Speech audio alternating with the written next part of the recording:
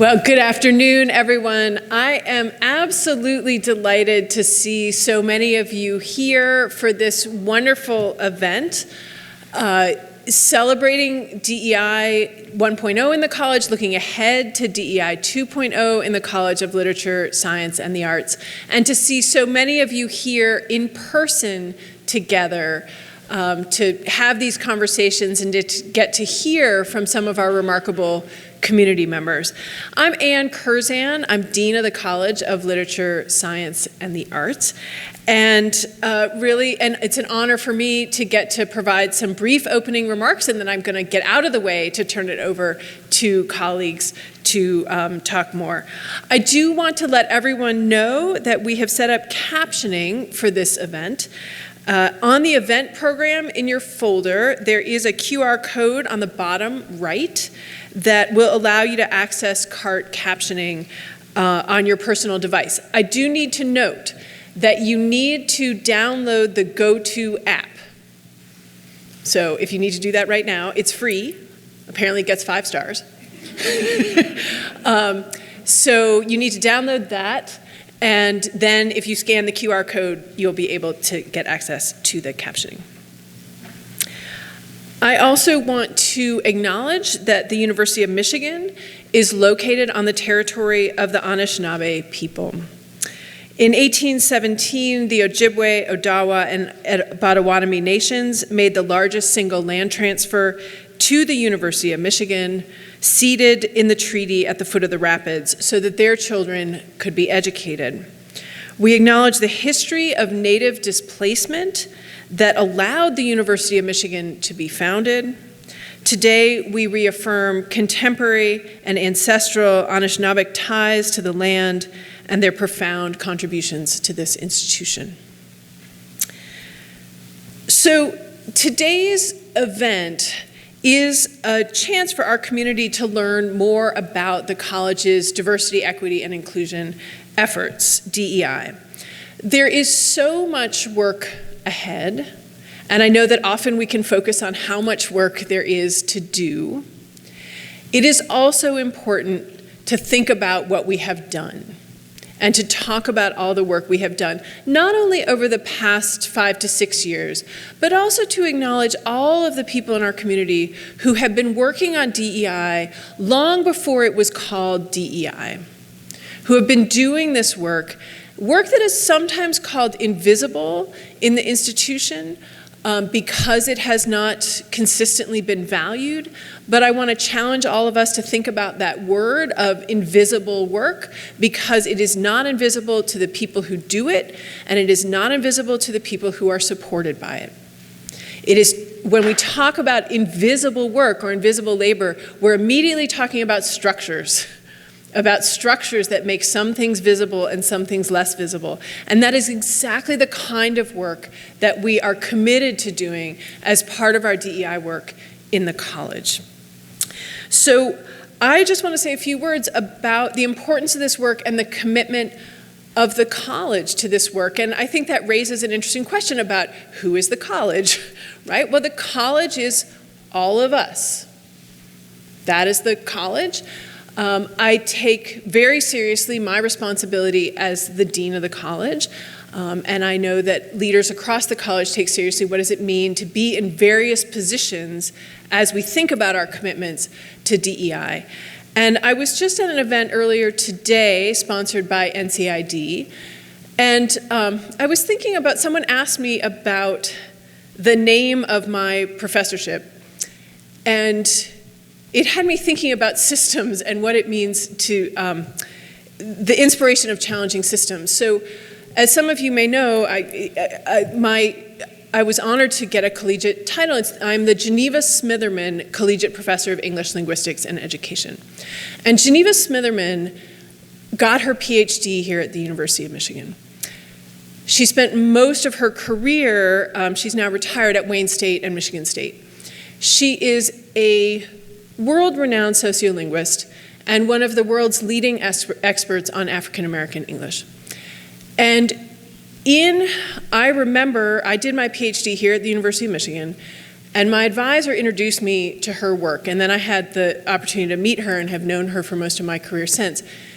And when I was introduced to her work, and she is someone who has devoted her life, her scholarly life, to questions at the intersection of linguistics and education and justice, and race and racism, and how that manifests through language and how you combat that. And she has devoted her career, and she often calls it calling the question about structures, and structures that privilege some kinds of language over other kinds of language, that silence some people and give voice to other people through mistaken beliefs about right and wrong in language.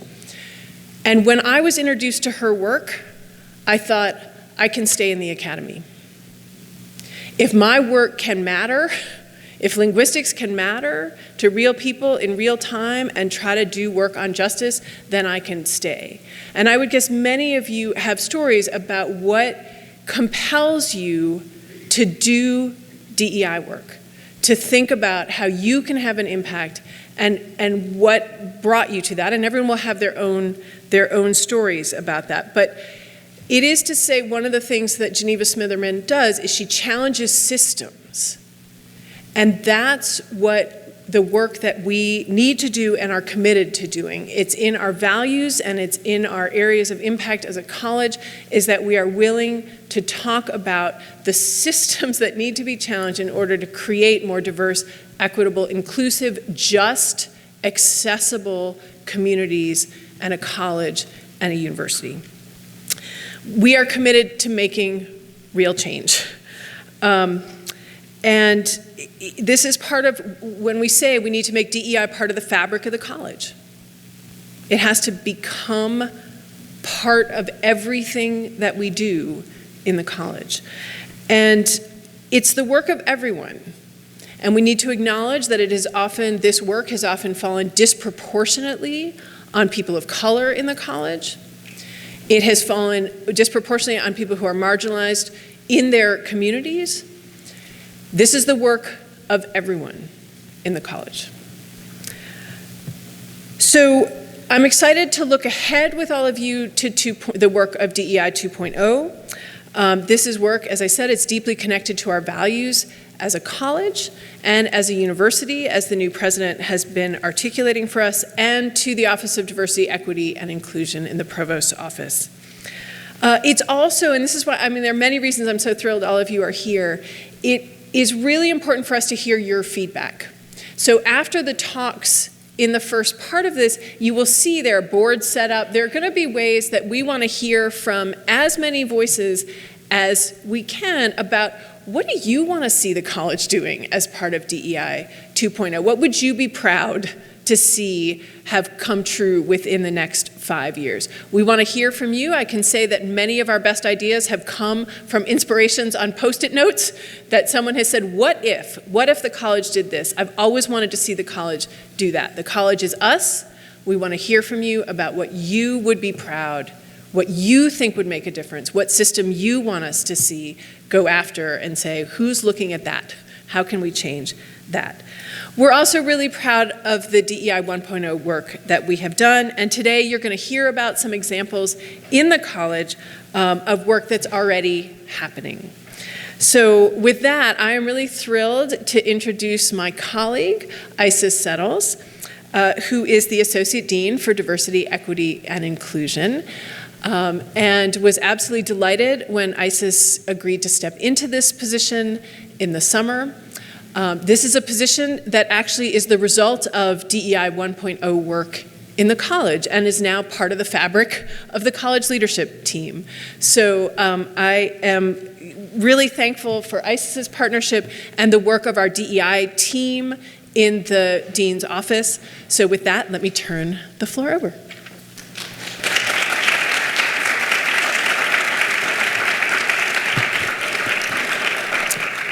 Thank you so much, Anne. And I will also be brief, but I want to say that I'm really delighted to be here with all of you at this DEI at LSA event. As you know, this year marks a transition period between the first 5-year DEI plan, right, DEI 1.0, to the second 5-year DEI plan, DEI 2.0. And it's really a time for us to reflect on and celebrate the DEI progress we've made since 2016, to recognize the areas where we still need to do work, and to set priorities for the DEI 2.0 strategic plan, which will launch in October. So I was really excited to step into the role of Associate Dean for DEI this year and to lead this strategic planning process because I see transitions as really full of potential and possibility. Transitions offer us the opportunity to innovate, to develop creative, big, and bold strategies to support institutional change. And one of our goals for today is to gather your input on our college level DEI 2.0 priorities and to hear your creative ideas and suggestions for those bold changes. So that's going to happen, as Ann mentioned, in the second half of the event. But the first part of today's event is really a celebration of DEI-related projects, education, advocacy, and research by members of our LSA community, staff, students, and faculty. So we know that individuals, teams, and units are engaging in tremendous work to make LSA in Michigan a more diverse, equitable, and inclusive place. And we really wanted to recognize some of those efforts here today. Now, before I turn to our featured speakers, sitting here up front, I want to share just a few examples of the ongoing college-wide DEI efforts that LSA has been part of or led. So to increase access and inclusion, we've provided inclusive hiring workshops for LSA staff hiring directors. We've offered a yearly preview weekend to broadly diversify the pool of applicants to our LSA graduate programs. As part of the LSA Collegiate Fellows Program, we have hired 47 early career scholars with commitments to DEI in their research, teaching, or service. The Kessler Presidential Scholars Program has supported over 250 undergraduate students from first-generation limited income backgrounds. We have supported DEI education through excellent DEI workshops and certificates for LSA employees. And we have a robust inclusive teaching website with special foci on anti-racist pedagogy and large course instruction. Now, we also have a terrific group of inclusive culture liaisons who are staff members in their units across LSA who are DEI leaders working to advance DEI programs and offer DEI resources to their units. And I'm going to ask the inclusive culture liaisons in the room to just stand and be recognized.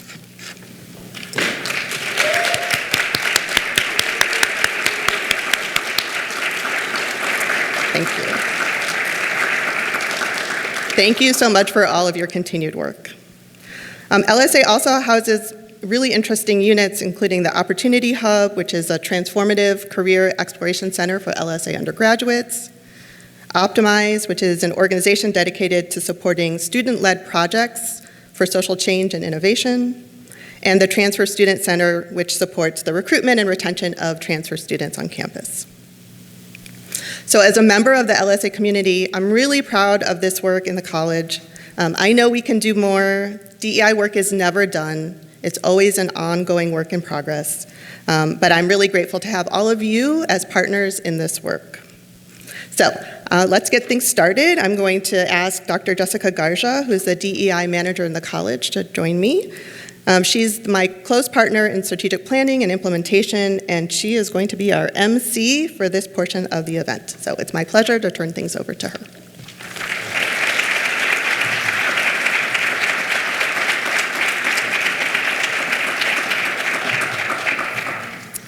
Thank you, Dean Curzan and Associate Dean Settles, for your opening remarks, and welcome to our audience. We have a wonderful lineup of speakers for you this afternoon to share the breadth and depth of the exciting work happening across LSA to build a more diverse, equitable, and inclusive community. Our first speaker is Pim-ma-sawn Kim Owens. Phimmasone is an LSA senior and an alumni of the 10th cohort in Optimize, an LSA incubator program which supports student-led initiatives designed for social impact. Here to tell us about her award-winning, refugee-focused community garden is Pim-ma-sawn Kim Owens.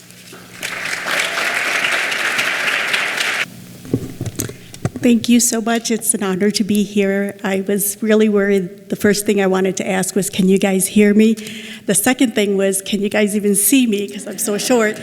So they told me to keep this very short and brief, so I'll do my best. And being the first person, I hope, but to set a good example in that. Again, my name is Pim-ma-sawn Kim Owens, and I'm here to talk about my project called Refugee Garden Initiatives, and this is to provide culturally appropriate foods for refugees. But before we get into that, I want to talk to you about my background and why I'm so passionate about what I'm doing here.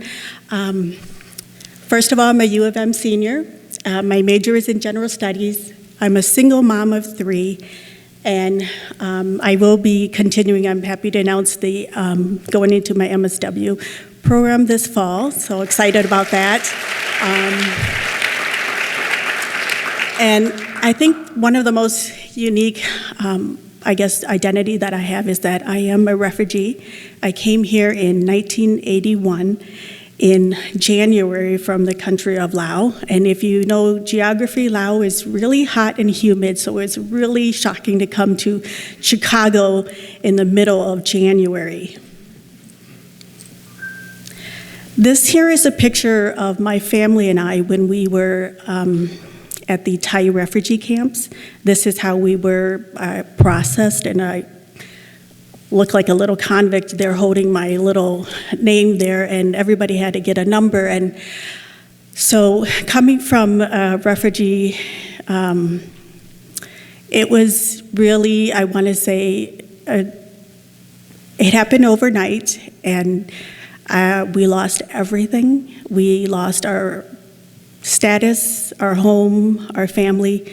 We escaped with our lives, and my family and I, for example, we escaped on a raft in the middle of the night, and we were picked up by the Thai Navy and sent to several refugee camps until we finally made our way to the U.S. We came here with absolutely nothing but the clothes on our back. In fact, when we came to the airport, we were supplied with our coats and boots because that's something that we didn't have. And I forgot to mention, the reason why I'm a refugee is because we had to flee from what was called the Secret War, which is somewhat right after the aftermath of the Vietnam War. So when I came here to the United States, I wanted to immediately, assimilate. One of the things that I couldn't assimilate to was the American diet. And I felt that grocery stores didn't have what we were used to eating. And when we came here, my family and I were given governmental supplementary food, and a lot of it was geared towards dairy products, a lot of foods that we weren't used to. And my family and I, we call it play food, finger food, like kids' food, because we never got full. My mom's motto was always, if she doesn't have a bowl of rice with her food, she's not full. And a lot of the foods, for example, cream of wheat, I was sharing with the others, we didn't know what that was. We thought it was baby food or was this animal food. It was just very foreign for us. And oftentimes during school, I would starve because I was lactose intolerant. I couldn't drink the milk. And growing up in the 80s, dairy was everywhere. It was, the commercials, you got milk. So it was very harsh for me. And I always feel that coming to the United States in a foreign country, you want to feel some piece of home, right? A home-cooked meal is what brings you memories of your home. So these are just some of the items here that I had a problem with obtaining those foods that made me feel at home. Accessibility, affordability, because when you're a refugee, you don't have the funds. You're starting all over here. And then also, which I just talked about, I was forced to eating cream of wheat. So this is kind of my lifestyle here at home. This is what I would eat. Just a lot of herbs, a lot of spicy food, a lot of sauces, lots of soups. And then when I went to school where I starved for 8 hours, this is what I went to school to eat. So as you can see, as a child, that's when you're most need to have a nutritious meal as you're growing, as you're studying, as you're learning, and that wasn't given to me. And I feel that those same standards haven't really changed much for the refugees that are coming now. And just to bring the point home, just imagine if you went to a different country, say you went to India, and you just had a craving for something as general as a salad, right, with ranch dressing, and you went to the store and there was no ranch dressing, there was no romaine lettuce. These are the same issues that refugees here face when we go to Bush's or Myers. There's certain herbs, spices that we can't find and that we can't get, and we aren't able to produce the same kind of foods that we've had. And the reason I'm passionate about food is because we all know that food is a basic need, it's a basic right. So how can we make refugees feel welcome? My solution is to have a refugee garden. This is a picture of me winning Optimize, as Associate Dean Isis mentioned that Optimize is a program here where we can pretty much present an idea how we can make a social impact. So I was able to win and be a part of cohort 10. And with that, I did had expert collaboration or partnerships with Jewish Family Services, who is the largest refugee resettlement agency here. We started out with them and we tried to do a grant, but then we hit an obstacle where we could not get any funding to do this if we didn't have land. So we had a predicament. How can I get land if I don't have funding? So what I did was I approached the University of Michigan's campus farm to see if they had any land for us to use so that we could start this garden. And they said yes.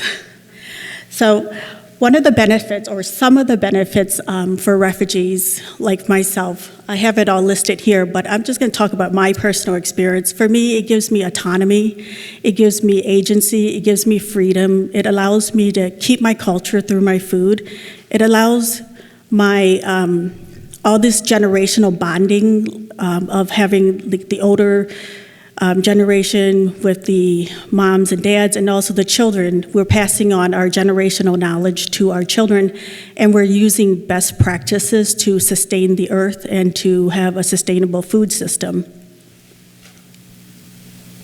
So this is just a picture of before what the land looked like and what it looked like after. And then these are our diverse refugee groups. And then the best part was also working not just with the clients, but also the volunteers who came out to help. This is a picture of our garden space, and we wanted to make it inclusive to also include children because we wanted to keep this generational knowledge passed on.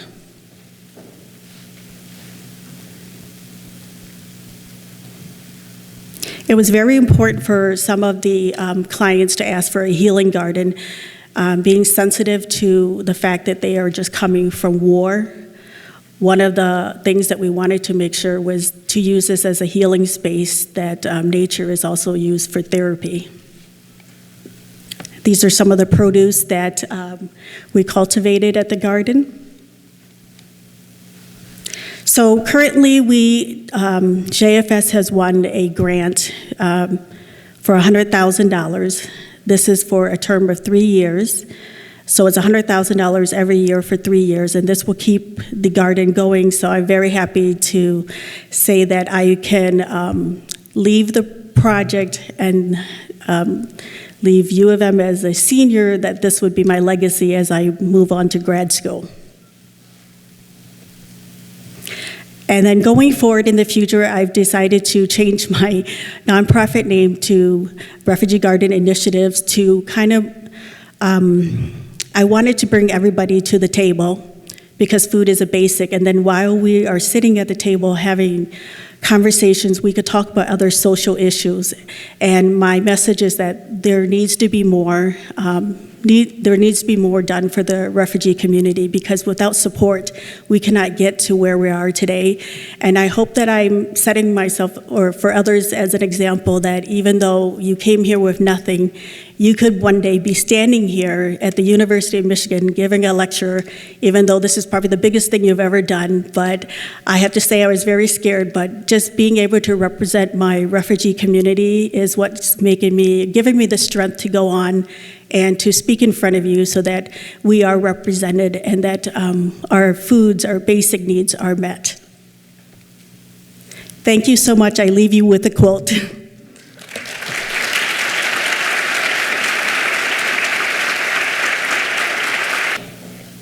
Well, I can tell you couldn't hear us, but there was a lot of moments in the seats. You definitely left an incredible legacy behind. So thank you so much for sharing your story, and congratulations on such an incredible achievement.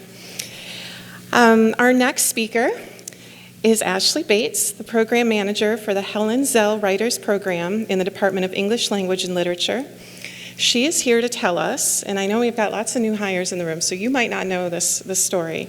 But this is the backstory of how a modest workshop on accessibility, organized by Ashley Bates and Ashley Weissman, who is our Associate Director of Global Scholars, ultimately filled an auditorium on campus and inspired significant changes across our college.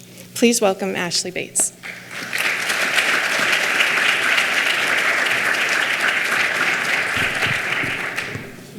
Many thanks to Jessica, Courtney, Isis, Winter, and KT for organizing this beautiful event.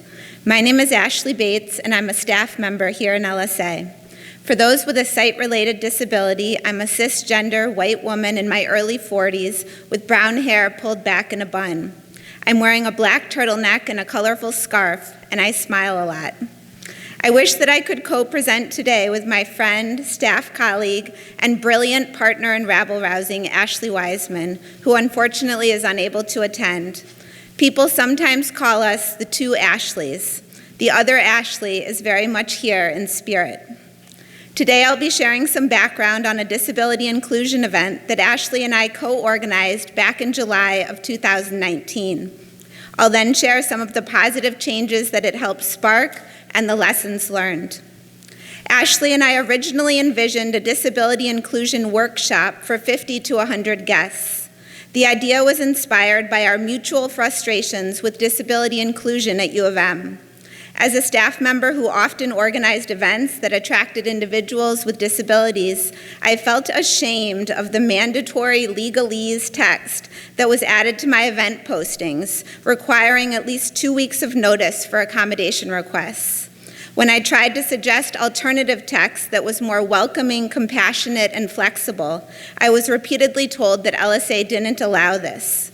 Ashley and I recruited 6 phenomenal U of M students, faculty, and staff with visible and invisible disabilities, including individuals who were blind, partially deaf, living with chronic illness and pain, using a wheelchair or scooter, and navigating work and classes on the autism spectrum.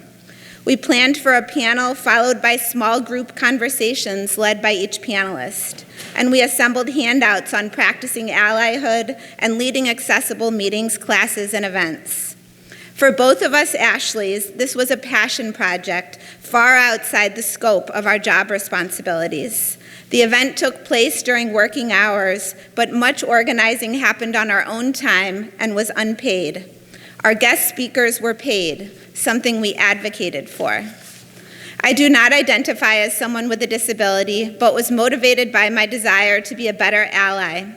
Ashley uses a wheelchair and has done steadfast disability advocacy behind the scenes at U of M for countless years. It was 100% Ashley's networks and thoughtful outreach that made our event possible. I was the logistics coordinator and the air traffic controller. Ashley Weissman was the heart and soul of our event. To Ashley's and my surprise, interest in our event exploded. Within hours of sending out a sign-up survey, we had exceeded our capacity of 100 guests. Within a day, we had 250 guests. Ultimately, about 600 people, mostly U of M staff and student leaders, RSVP'd. We felt strongly that no one should be turned away, yet neither of us had time to organize 6 separate workshops. So after going around with a hat to various units to secure more funding, we moved our event to Rackham Auditorium. Instead of a workshop, we offered a panel and an all-audience Q&A, plus lots of take-home handouts. Ashley moderated with 6 open-ended questions, and each panelist spoke, often painfully and personally, about their experiences at U of M related to disability. For example, one of the questions was, what are some common situations you encounter in the classroom, at events, during meetings, or in the workplace that make that setting inaccessible to you? The panelists' stories powerfully humanized policy discussions around disability issues. One panelist named Kayla was an undergrad student with a cochlear implant. She could speak clearly and pass as someone with full hearing abilities, but she relied heavily on lip reading and, whenever possible, closed captioning. Kayla struggled to hear in classes or events where the speaker was not using a microphone or was positioned in a way where she could not see their mouth. All 6 panelists underscored the exhausting daily burden of explaining and re-explaining their needs, and all called on U of M to establish a disability cultural center. More on that soon. Our event raised awareness across the university and contributed to discussions that led to very meaningful changes. Today, an annual mini-conference called Towards an Anti-Ableist Academy is beautifully organized by paid staff from multiple U of M units and ally organizations. Last year, LSA hired 2 disability navigators who now tirelessly serve staff and faculty with disabilities. The university has launched a fund to cover CART services and is hiring 2 full-time ASL interpreters. A group of students, faculty, and staff called Disability Culture at U of M, who formed in 2018 and provided crucial counsel for our event, still meets regularly. Thanks to them, disability inclusion concerns were included in the 2019 Student Idea Board report, which argued that a disability cultural center is vital to creating an inclusive environment for students with disabilities. Grad workers from GEO are currently in contract negotiations and are pushing multiple disability-related improvements, including launching a paid committee to further work on a DCC. Since today's DEI event is about both reflecting back and looking ahead, I will briefly spotlight this crucial grassroots campaign to establish a Disability Cultural Center, a DCC, at U of M. DCCs currently exist at 11 universities across the U.S., and 4 more universities have DCCs under construction. A DCC addresses and fights the social stigma around disabilities. It offers space for individuals with disabilities to feel a sense of belonging, to explore intersectional identities, and to build community and be themselves without needing to pass as non-disabled. A DCC is open to all, both disabled and non-disabled, and also functions as an educational space. It provides resources and stunning displays on the history of disability rights, and it celebrates the inclusivity and creativity of disability culture. Its events and workshops model what true universal inclusivity looks like. A DCC is set up to anticipate myriad accommodation needs, and its rooms easily facilitate hybrid meetings and events. To quote an existing disability culture at U of M presentation, a DCC is a home to conversations, verbal or otherwise, about how individuals with disabilities navigate an ableist world. Disability inclusivity, like all DEI issues, is about who we are as a community and how we embrace, understand, and uplift one another. Those of us who are non-disabled are one serious injury or life-threatening illness away from becoming disabled. We are all in this together, and collectively we have much more power and influence than we realize. In that vein, I would like to devote the last minute of my talk to underscoring the power of our collective DEI advocacy, particularly from the staff position. The 2019 Disability Inclusion Panel, as well as campaigns to establish Trotter, the Spectrum Center, CEW+, and now a Disability Cultural Center, are examples of this power. Students have historically led grassroots movements for change at U of M, and to a certain extent, so have faculty. But staff have often been reluctant to stick our necks out, even for necessary change like disability inclusion, because we are scared of rocking the boat, losing promotion opportunities, or suffering other negative consequences. As we look forward to DEI 2.0, I hope that we as staff can help LSA realize an even better version of itself, including addressing inequitable policies toward staff.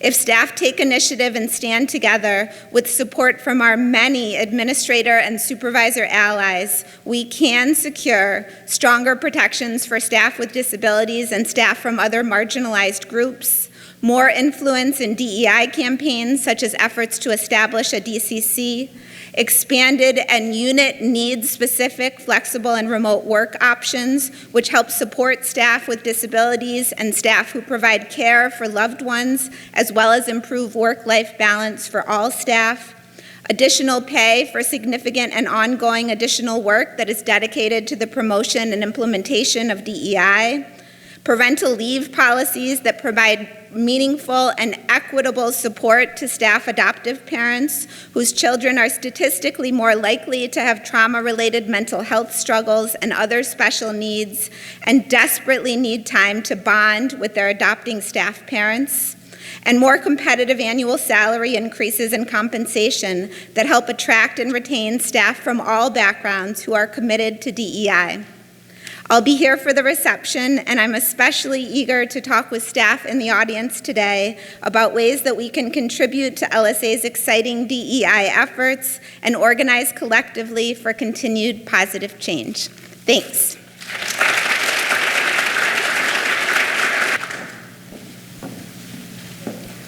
For those of you that don't know Ashley, you can understand now how she gets so much done.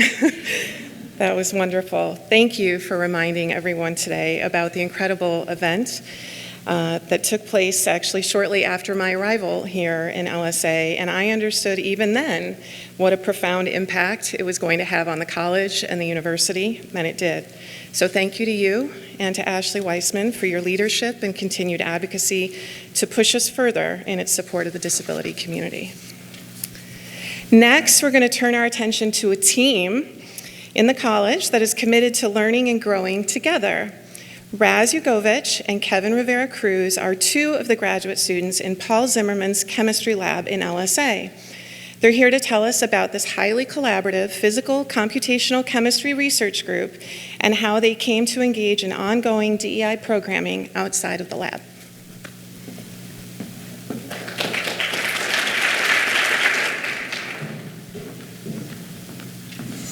Hello, I'm Jugovich. I'm a fifth-year computational chemistry student in the Zimmerman lab. My pronouns are he, him. And hello, I'm Kevin Rivera Cruz. I'm a fourth-year PhD student, also in the Zimmerman group, and I'm co-advised by Professor Charles McCrory. Just to get a little bit comfortable with the audience, I use he, him pronouns. I am a proud Puerto Rican, and I'm also part of the LGBTQ community. And I'm really grateful for the opportunity that you have given us to come here and talk about the initiative that we did as a group in the Zimmerman group in order to foster diversity within our group members and with our collaborators. So, there we go. But first, let me introduce you to the rest of our group. As was said, we're a physical computational chemistry group, and that means that we use math and computers to predict chemical reactivities. And of course, that means that somebody else is actually mixing the chemicals to make sure that our predictions were accurate. My lovely colleague Kevin mixes those chemicals himself as he's co-advised, but myself and many others in the group have numerous collaborators, not just in the chemistry department, but biologists, physicists, mathematicians, and engineers all across LSA and the college and university. And that means that we interact with people who have a diverse array of education backgrounds, cultural experiences, and of course just different ways of thinking about the same problem, which means that I find, and I think many of our group find, that diversity is a great way to better understand scientific problems. As part of that, what we did as a group is we made available through our group online website is that we wrote as a group our diversity statement in order to be able to engage and recruit those students with diverse backgrounds and also talk with different collaborators and future people joining our group. But this came as a reaction of a really reckoning point in the chemistry area back in 2020, back when the global pandemic was happening at its fullest, but also within the chemistry field, we had a really influential paper that was published in a highly cited journal attacking the current progress on DEI efforts and how chemistry was being diminished by these efforts. And in response to this, as our groups, we put together our diversity statement. We collaborated in order to bring and let everyone know that we oppose those statements. Thankfully, that paper was now withdrawn from the online journal where it was published, but essentially it initiated this really engaging opportunity for everyone in the group to come together and be able to do monthly diversity meetings in order to talk and discuss and be able to go over different type of experiences that our group members have. And so these student-led initiatives interacted not just with trainings, but other diversity events around campus. One that I particularly enjoyed was a visit to UMA and the Pan-African Pulp exhibit by Magosi. And it was really a unique experience to work with my fellow chemists or not necessarily work, but just to view the art, to discuss it, and to understand the diverse cultural movement that is Pan-Africanism through not only the perspective that is presented in the art, but how our own individual perspectives contribute and get something else from the art and to the conversation. And me in particular, one of the most meaningful events that participated in the group was where we talked about our social dimensions of climate change. As chemists, we are aware of climate change and we are working in order to be able to reduce the impact that climate change has. So we are increasing the effort, and in our science, we get to try to mitigate the effects, but also talking from a social aspect about this. As I've mentioned, I come from Puerto Rico, and essentially, as a chemist, I try to mitigate and I work in the energy sector. So I'm able to only not talk about energy, but being able to discuss with my group about the different hardships that I have. I was back in Puerto Rico back in 2017 when Hurricane Maria and Hurricane Irma struck the island. So it was an opportunity to open up with my colleagues and being able to understand the hardships that the island has to go through and how it breaks my heart that every single hurricane season I have to be here and knowing that my family and my loved ones are back in Puerto Rico, and essentially at any time we could lose power and communications with our loved ones. So from that perspective, it was a really nice experience with my group, but also we have done several different activities that we are able to engage with our colleagues, with our collaborators, but also one of the most simplest way to engage, and that it will help the students being able to work at their respective time, is that one of the most meaningful has been listening to different podcasts and different ideas, where then we get to come together in a room and discuss and go into deep of our different understandings of what we got from it. But of course, you shouldn't just take our word for it. As scientists, we also like to collect data on our results, and so we surveyed the group with a short survey to get some quantitative and qualitative metrics of how they viewed our DEI efforts within the group. And we find that the vast majority of the group have positive experiences, not just with DEI initiatives that we've done so far, but are looking forward to DEI initiatives that we're going to do in the future. And of course, while some people might have neutral perspectives on the DEI, nobody has a negative perspective, which I think complements our perspective that DEI is productive in the lab. And of course, we also took short statements from all of these quantitative metrics And we found that even those who had a more neutral perspective on the events found that there were specific events that they really enjoyed, that they got something valuable from, and look forward to doing similar things of in the future, such as listening to podcasts.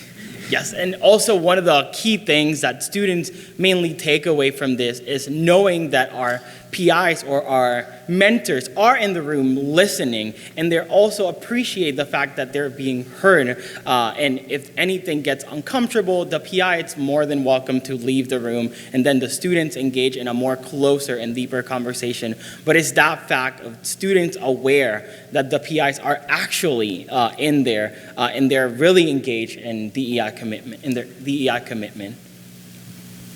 So as the key takeaways from us as grad students is that these events are available, and essentially they're pretty, we're able to, as students, we're able to lead them, but it also does not take a high time commitment. And additionally, we're able to gain leadership experiences from participating in these, and organizing these events. And contrary to the perspective of that paper that we discussed at the beginning, diversity is a valuable component to a productive and healthy lab environment, and empowering diverse voices makes the lab a better place.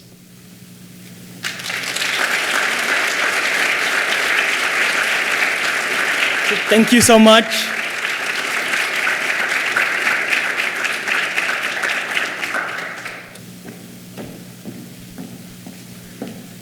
Thank you, Raz and Kevin. I had the honor of hosting the Zimmerman Lab at one of our DEI workshops earlier this year, and when I found out about it, it was just so cool, and I have been telling so many people about it since, because it's such an inspiring approach to this work, and not one that I think a lot of people would consider, and so the data is even more compelling. So thank you for sharing that, and hopefully inspired others. Okay, so finally, to round us out this afternoon, we have Assistant Professor Jessica Kenyatta Walker. Dr. Walker is Assistant Professor of American Culture and Afro-American and African Studies, also the 2018 LSA Collegiate Fellow.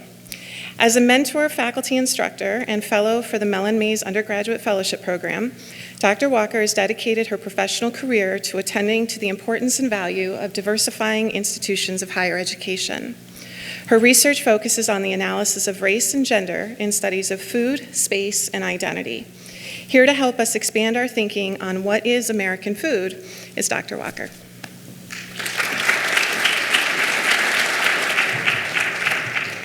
Oh my goodness, good afternoon, everybody. You still with me? Okay. Hey, did you guys know that in the 1940s, the American government sent a bunch of reporters around the country to figure out what American food is? Let me tell you about it, very briefly. One vignette from that report stands out to me. Around 1938, an Italian man was asked about his food preferences, and he said, you know what, something very strange is happening. People are eating this food like 3 to 4 times a week. I think it's excessive. This is luxurious. I don't know how this happened. Where I came from, only the poorest of the poor ate this food, or did not eat this food, right? Only the kind of wealthiest people ate this food. And he's like, I don't know what these Americans are doing, but this is what we do. And of course he's talking about spaghetti. Maybe some of you have heard about it, right? Okay, so spaghetti. And he's saying also that, when I first came here, I was made fun of for the food I ate. And now all of a sudden, 3 to 4 times a week, communities are hosting spaghetti picnics and dinners in an effort to kind of help what was then considered kind of a foreign white settler community, Italian Americans, assimilate into American culture. So there's the conundrum I want to start with, and it's often how we think about food and American culture is this constant negotiation between the exotic and the familiar, or the unfamiliar and the familiar. So I want to spend my time with you today thinking through that in my work on African American foodways and what were called the Cold War kitchen debates, where we see a similar negotiation for African Americans trying to really adjust the perception of not only their households and how they fed their families, but also things like class and status, right? Something that the Italian American guy, by the way, the report that the federal government tried to do around what is American food, I bet you if you think of what American food is, and then you juxtapose that with what you eat regularly, they might be a bit different. That report was just failed. It was like 300 pages of nonsense. No one could really figure it out. They're like, is this regional? Is it ethnic? African Americans and Native Americans were put in a separate category. So food is this conundrum. So I want to think through that with you briefly through an example on African American foodways. So in 1947, there's an Ebony op-ed. Ebony magazine is this Black lifestyle magazine, and the title kind of says it all. It says, "Hello, Mommy, Goodbye, Mammy." So this is a period where domestic work, African American women's participation in domestic work is declining. People have been exposed to jobs outside the home because of the war effort. And this person is saying, look, we also have all these modern appliances. We've got dishwashers, we've got refrigerators. More and more people are getting electricity in their kitchens. Not everyone gets it until the 70s or 80s, but we're getting there by 1947. She's like, I think this really is gonna change things.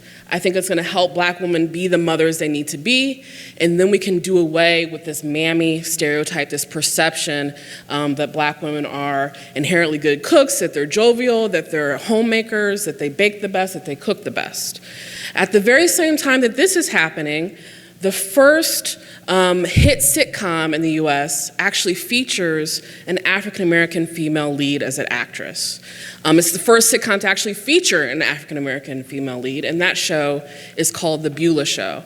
And what's fascinating to me about The Beulah Show is that the set for this show, in which the domestic works, and she was played by people like Hattie McDaniel, Louise Beavers, Ethel Waters, so these were the Karen Washingtons and the Viola Davises of the time, essentially.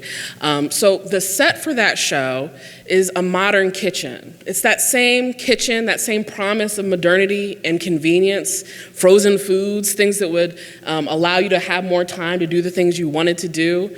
That is the set. And, reviews are mixed initially. The NAACP says, I don't think this is good. Was 47, we're really trying to, capture this post-war boom. I think this takes us back a step. A few years later, they kind of backstep and say, I think this is pretty good. The acting is good, it's funny, it's a hit show, it's transitioned from radio. So in that scenario versus the Ebony op-ed with the Beulah Show, we really see this as a contested period. So just like that Italian American who was saying, this American food is much different than what we do in Italy, I'm not sure about it. At one point you wanted to shame us and now you're on board. Something is also happening in this period, and my project actually works through these contestations in different periods. But while Beulah is on the TV, they have that Ebony op-ed, and you also have a group of corporate domestic scientists, and this is fascinating to me. These are Black women who work in the kitchens of Kraft or General Foods, and they have been honing their skills as domestic scientists.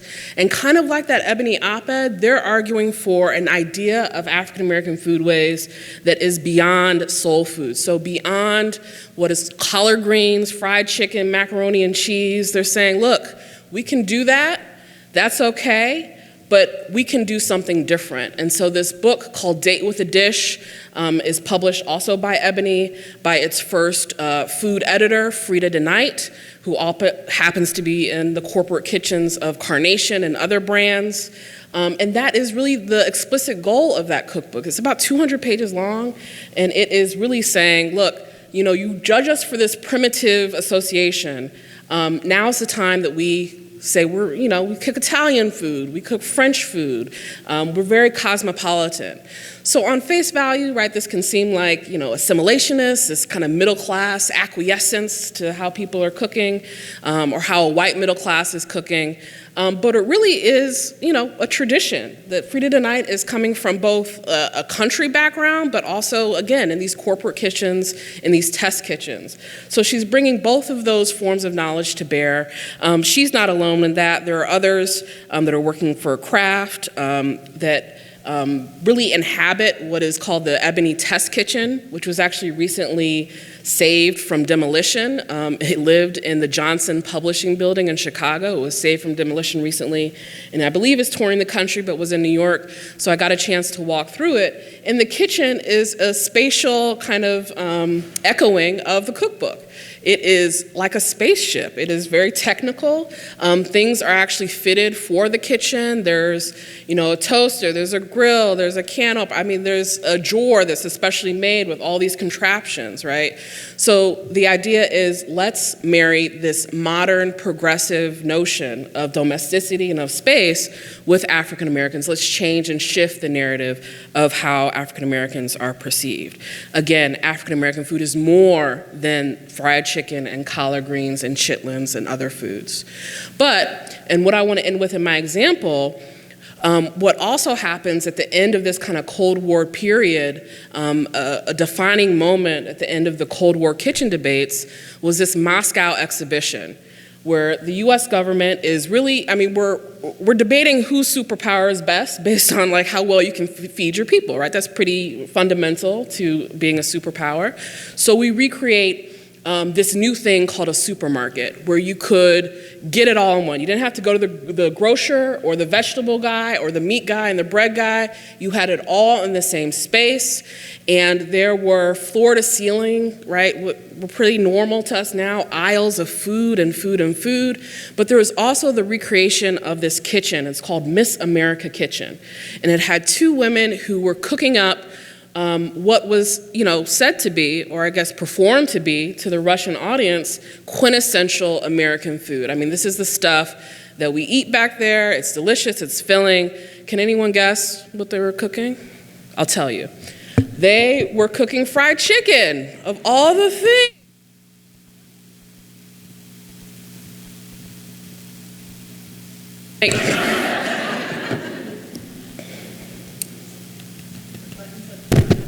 Okay, got it.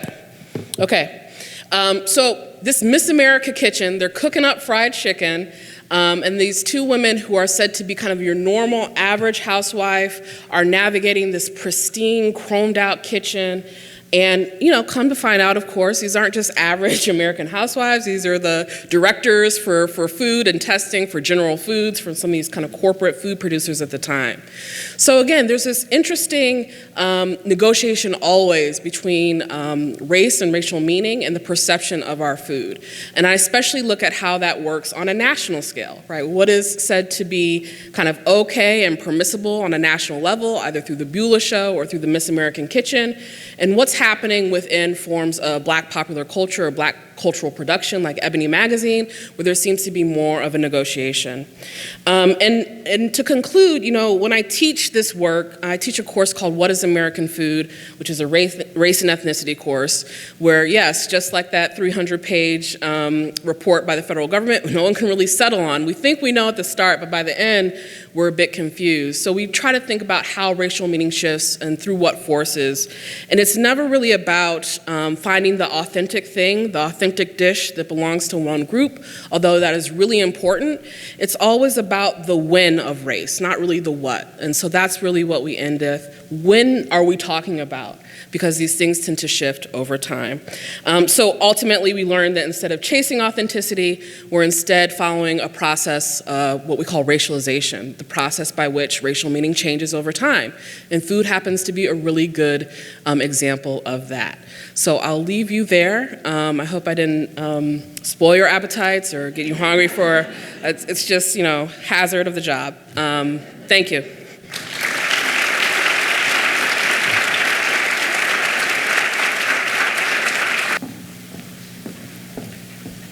Thank you, Dr. Walker, for helping us broaden our thinking in our everyday lives.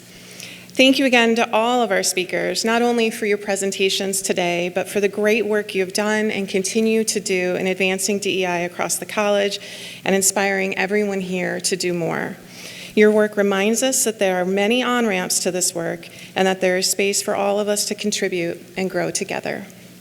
With that, I'm going to hand the stage back over to Associate Dean Settles, who will introduce our next segment of the event, when we will hopefully hear even more great ideas from you.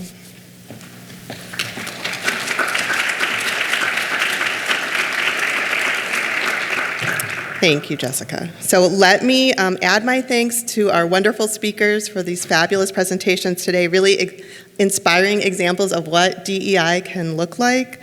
And so thank you very much for being here, for doing the work, and for coming here to share all of your work with us today. So thank you.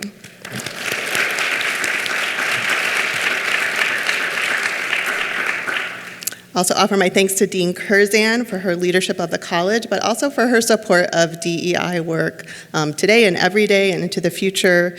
We really can't do it without the support of leadership, so thank you.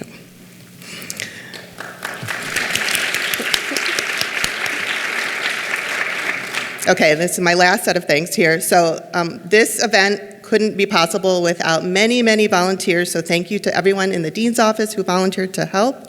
Especially those in the DEI office who organized the event.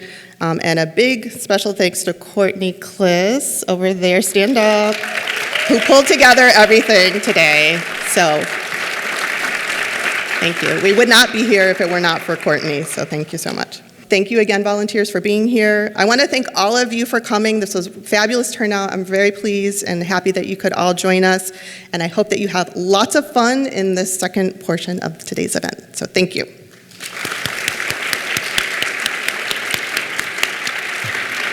And thank you to our interpreters and our captioner, who you cannot see but is doing wonderful work.